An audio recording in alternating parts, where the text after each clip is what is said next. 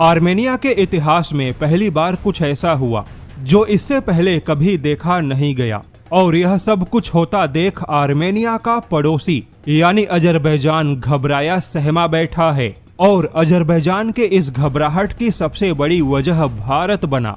वैसे यहाँ पर आपको बता दे, पहले अजरबैजान को भी अंदाजा नहीं था कि काकेशस में भारत की एंट्री इतनी ज्यादा घातक साबित होगी। यहाँ पर बात केवल हथियारों की नहीं है, क्योंकि भारत और आर्मेनिया के बीच का मामला हथियारों से भी कहीं आगे निकल गया। जैसा कि आर्मेनिया की भौगोलिक स्थिति बिल्कुल भी सुविधाजनक नहीं मानी जाती। आर्मेनिया एक लैंडलॉक्ड कंट्री है, यानी आर्मेनिया के पास में ना कोई समुद्र है, ना ही कोई समुद्री सीमा है।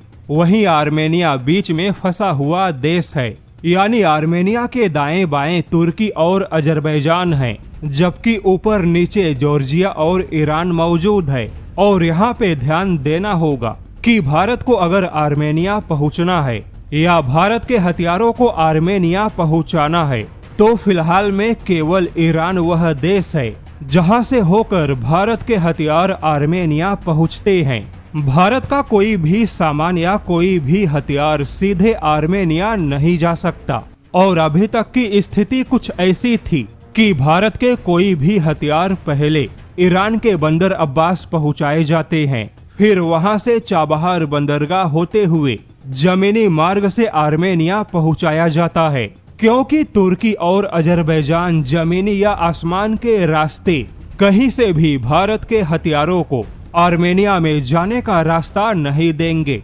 वहीं जॉर्जिया भारत को रास्ता दे सकता है, किंतु हथियारों के निर्यात के मामले में जॉर्जिया का कानून थोड़ा कठोर है। ऐसे में अभी तक भारत के पास में केवल ईरान एकमात्र ऐसा देश है जहां से भारत के हथियार आसानी से आर्मेनिया पहुंचे।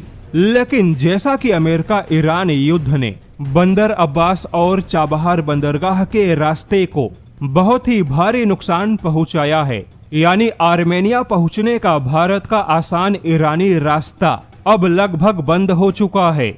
लेकिन जैसा कि ईरान का रास्ता बंद हुआ, तो अब भारत ने आसमान में एंट्री की है।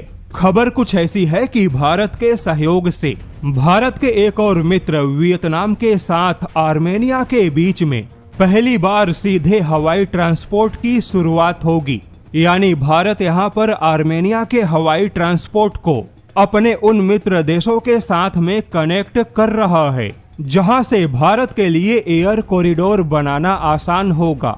और अब भारत के इस तैयारी को अजरबैजान ने बहुत ही घातक माना, क्योंकि अभी तक बंदरगाहों और जमीनी रास्तों से भारत के हथियारों की सप्लाई होने पर उसकी जानकारी बाहर आने का जोखिम था। लेकिन भारत अगर विभिन्न हवाई रास्तों से आर्मेनिया को हथियारों की सप्लाई करेगा, तो ऐसे में अजरबैजान के लिए यह पता लगा पाना मुश्किल होगा कि भारत ने कौन से जहाज में क्या भेजा। अब यहाँ पर आपको बता दे, अभी तक आर्मेनिया और वियतनाम के बीच में कोई भी सीधे उड़ान नहीं थी। यहाँ तक कि 2025 में आर्मेनिया और संयुक्त अरब अमीरात के बीच में सीधे हवाई उड़ान की शुरुआत हुई, और इसके पीछे भी भारत की योजना थी। यानी पहले संयुक्त अरब अमीरात के साथ में और अब वियतनाम के साथ में आर्मेनिया के एयर ट्रांसपोर्ट की शुरुआत होने से भारत के लिए विकल्प कहीं ज्यादा मजबूत होंगे। यानी जो आर्मेनिया अभी तक आसमानी ट्रांसपोर्ट में एयर लॉक्ड कंट्री था, अब वही आर्मेनिया कहीं ज्यादा खुला होगा। ऐसे में अजरबैजान को इस बात की चिंता है कि अलग देशों के हवाई रास्तों से भारत न जाने कौन कौन से हथियार आर्मेनिया को सप्लाई करेगा।